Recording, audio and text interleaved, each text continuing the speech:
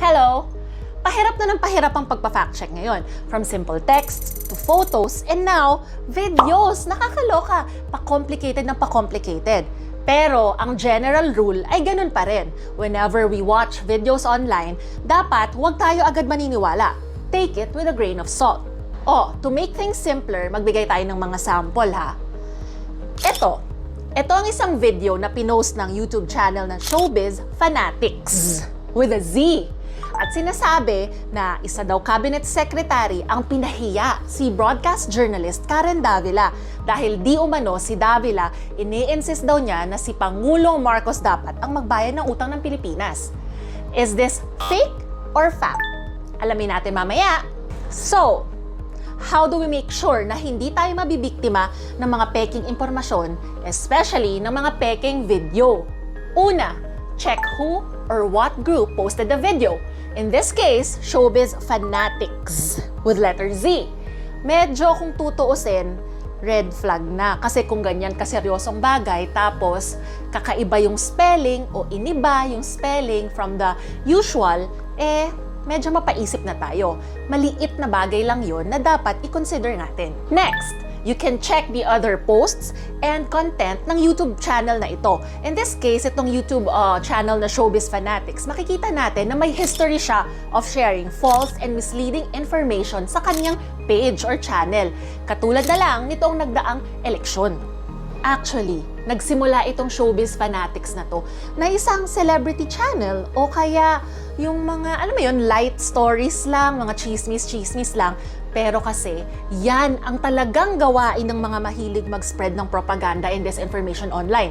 Bakit kamo? Kasi, pag ang pinupost lang nila mga chismis o kaya tungkol sa mga artistang sikat, di mas maraming manonood sa kanila. Dadami yung views nila, dadami yung subscribers nila. And once dumami na sila, dun nila papalitan. At ganun ang nangyari pagdating ng mga 2020-2021. Biglang nag-iba na ng atake itong Showbiz Fanatics. Naging politika na. Would you say that you would be a continuation of this administration's economic and finance policies, or Secretary, you are taking it to a different level? Will there be a different approach on your end? Because clearly you've been a witness already to this administration. You've been part of it. Anyway, pangatlo, i-check mo kung talagang nangyari yung actual event na sinasabi nila kung saan daw naganap o sinabi yung pangyayaring yun.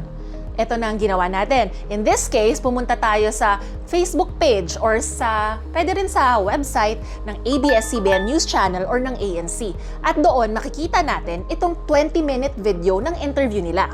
At yan na nga ang ginawa natin. At nalaman natin na maling ang sinasabi nila tungkol sa interview na yan. Walang pagpapahiya.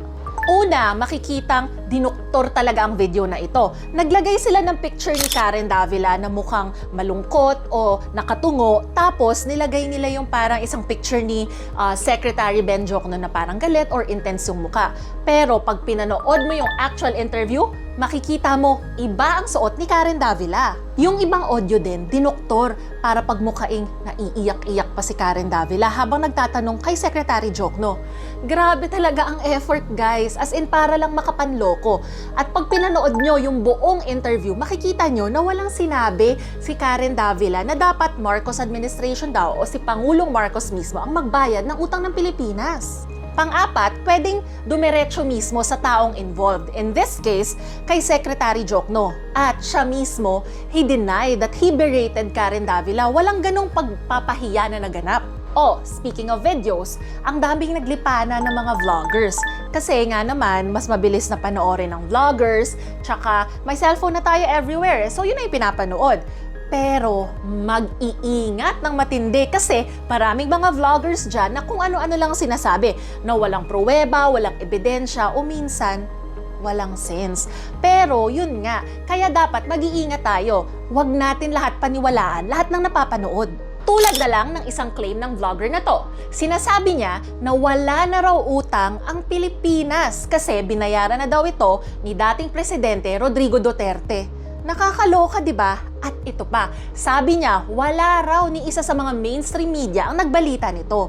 red flag na yan. Kung ganyan kalaking balita at kung ito'y totoo, binabalita yan ng local at international media. O sige, mag-test tayo. Pag ganyan, ano ang dapat gawin? Number 1, check the source. Pero in this case, hindi na reliable yung source. So, pwede na tayong dumiretso sa iba pang steps para ma-confirm lang na mali talagang sinasabi nito. Ang pwede natin gawin, simple lang. Gamitin natin sa tama ang internet. Pwede tayong mag-Google, check natin kung talaga bang nabalita ito o kung merong ibang naglabas. Pero kung wala, again, second red flag. Syempre, walang nagbalita kasi nga hindi ito totoo. Pero ang last step, or isa rin sa mga pinaka-importante dapat gawin, ay dumiretso sa tao, or in this case, government agency na involved. So pag ganyang mga utang-utang ng Pilipinas, dumiretso na sa Bureau of Treasury. At sila na mismo ang nagsabi na obviously, mali ito. Hindi totoo na wala na tayong utang. Sad to say. Kitams? Maling, mali, mali, maling, mali. Kaya dapat mag-iingat. Huwag basta-basta maniniwala. Check? Check PH!